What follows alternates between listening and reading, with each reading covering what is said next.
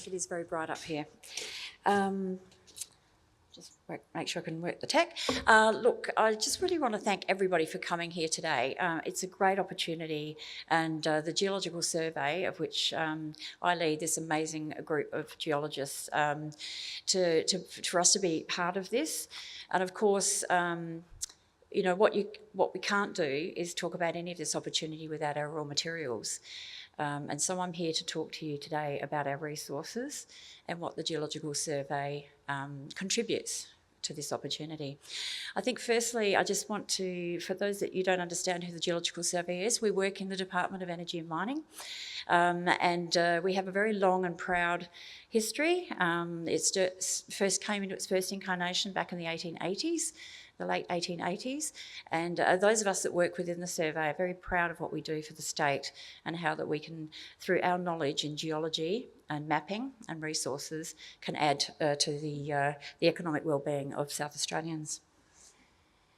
So today I'm going to talk to you about our magnetite resources, and also just touch briefly on natural hydrogen. So we've talked a lot about hydrogen, you know, sort of being developed by humans, but we're actually also going to talk about geological hydrogen in a small way. It's a very, it's the very start of its inquiry really into this state, and also just to touch a bit on underground storage. So where are we? So firstly, I'll talk about the regional distribution, we'll talk about the quantity that we have, and we'll talk about the quality of our magnetite resources. And in this slide here, I'm sure most of you understand the geographical distribution of our resources at this point in time. We have three main areas. We have on the Eyre Peninsula, we have in the northern Gawler area, and also over in the Braemar, which is just slightly south of the Curnamona district. So 90% of South Australia's iron ore resources are magnetite. You've seen that figure before.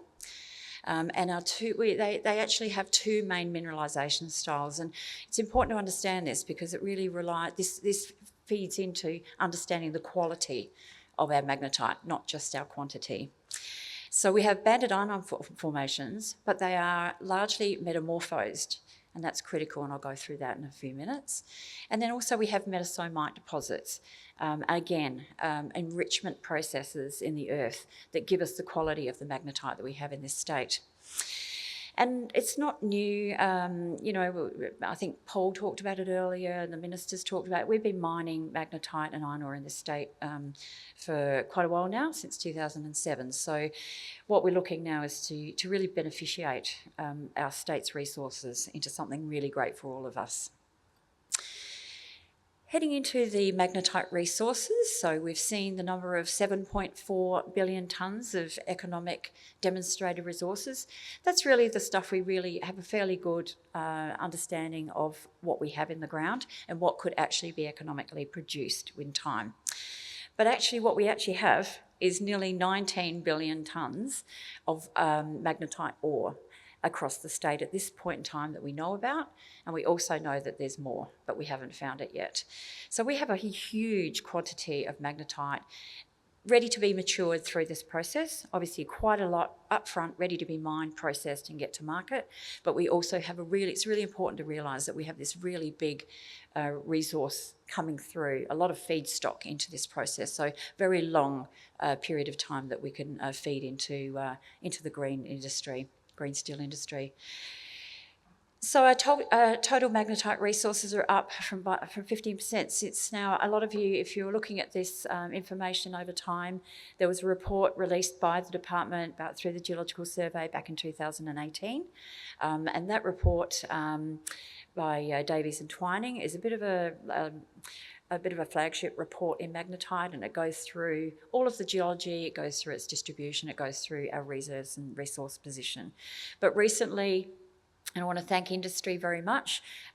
Through our team, we have gone out to industry with a survey, and we've been able to update those resource positions, getting really hot off the press numbers from industry. So thank you very much for your support with that process. And we're able to now demonstrate that we have 18.8 billion, which is that 15% lift in resource positions since 2018. And then, of course, as I said, most of these deposits are quite open naturally. They're quite close to the surface. They're very easy to see on magnetic readings, like our geophysical readings. We can see them quite easily on those geophysical surveys. And most of them are quite shallow. But, we also know that we've probably got quite a lot of magnetite at depth as well. And as we saw over the last 2 days at the copper conference, the miners there are going very, very deep now, and we're not suggesting we need to do that here right now with magnetite, but there's a great opportunity that there's a lot more resource at depth as the mining technologies improve and get cheaper. So you'll see there's generally a 50-50 split in resources from the Braemar across to the Eyre Peninsula, with around 12% in the North Gawler area.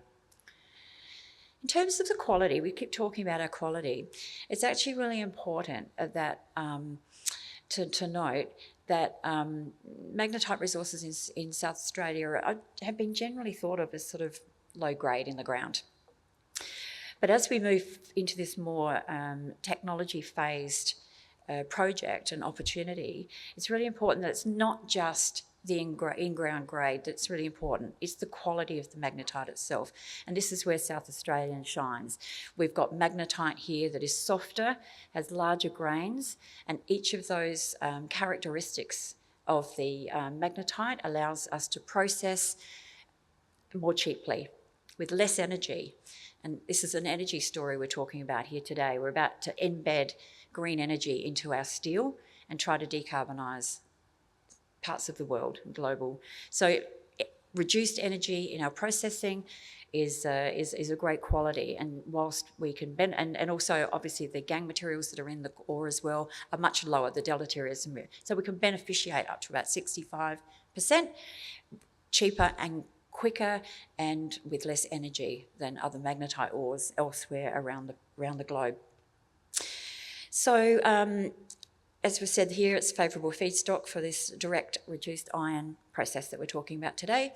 And it's also important, we just wanted to let you know that the Geological Survey of South Australia, which is the GSSA acronym there, is actually at the moment coordinating a global comparison study. So we've gone internal into South Australia, we've updated our numbers, and now we're going to go and do a global comparison study to give people more confidence that what we're saying today is in fact based in more regional literature reviews and studies across the globe.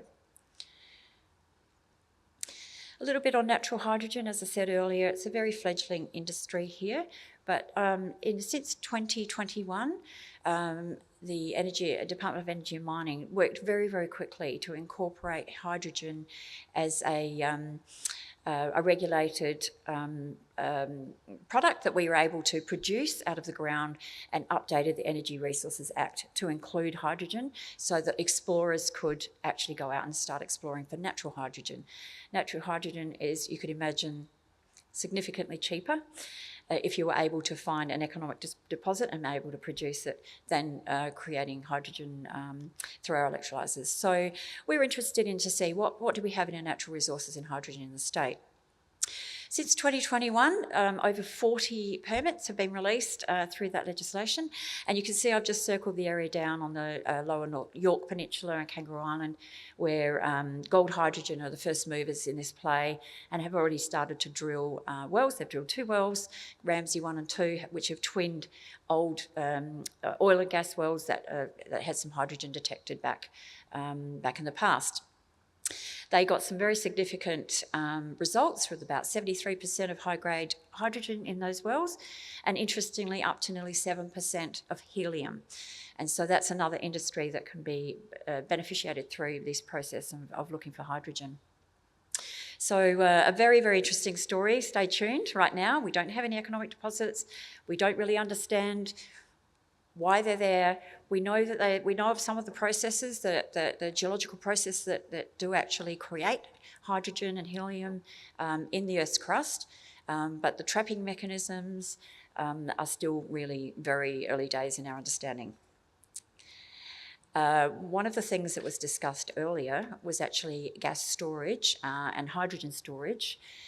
So even with the electrolysed hydrogen, we need may need capacity to do the storage. And I think Sam Crafter alluded to Entex, who are actually looking at, over on the Polder Trough, they're looking at salt in terms of, and the idea here is that if you can find a nice big quantity of salt under the ground, hopefully fairly shallow to be good, salt is the perfect seal. Perfect seal for oil and gas, for gas.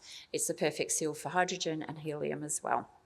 So where you've got big salt deposits, there is the opportunity to create salt caverns, dissolve that salt out. You can produce the salt actually as a mineral product that can be sold, and you're creating this hole in the salt that will stay there for a significant amount of time, that you can store these gaseous products into there quite safely.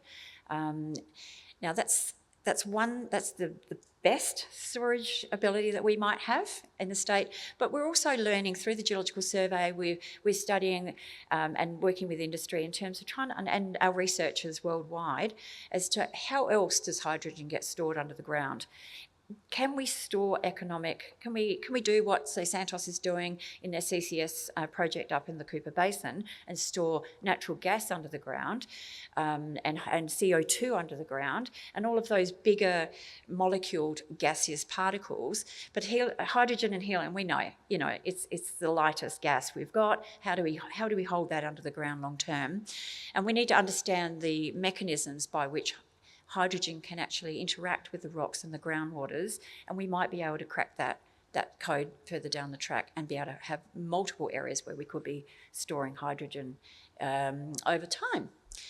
So that's really it. I wanted to bring you back to the beginning of the supply chain, the resources, the work that we're doing in the government, but also with industry and with our research partners in multiple areas across, with CSIRO, with Geoscience Australia, and also overseas with our global partners in research groups. Bringing that research through here to South Australia. It's very, very passionate. I've got an amazing team. 3 of the team are here today. We have Mitchell Bockman, Adrian Fabris and Carmen Cruff. We're right here at the front. Please come and ask us any questions about the rocks. We love talking geology. And on that note, I'll just thank you very much for your time.